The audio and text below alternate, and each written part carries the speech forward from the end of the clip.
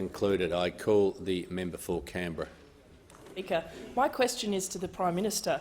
Since coming to office, the government has spent a total of $5 billion less on infrastructure than it promised, including $123 million less than it promised on black spots. Why? The Prime Minister has the call.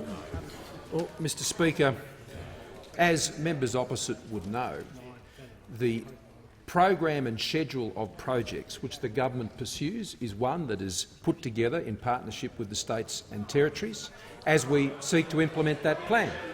And Mr Speaker, and indeed whether it's with local government even on projects that we pursue, our job is to ensure that we provide the allocation of the funds and to set the priority projects and to sit down with the state and territory governments. Now, those opposite would know, and in particular the Leader of the Opposition would know from his time when he served as a Minister for Infrastructure, that the scheduling of projects is set out together with the states and territories, and the profile for the delivery of those projects is often revised based on the advice which is provided by those states and territories. And that is why the changes in the schedule arrive as they have. Now, I'd make this point, though, Mr Speaker.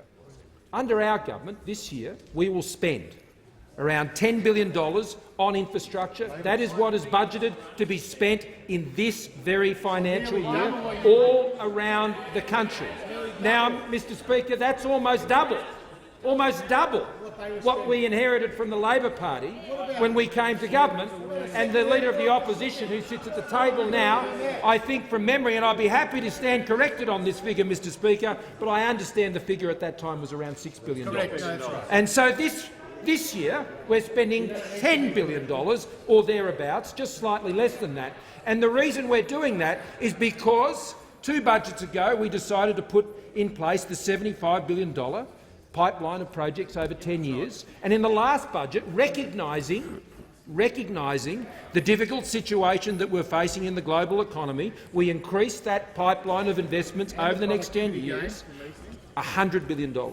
We upped it, Mr Speaker, because we knew that's what the Australian economy would need, just not now, but over the next 10 years. And more importantly than that, we have the budget discipline and the budget to back those sorts of commitments up.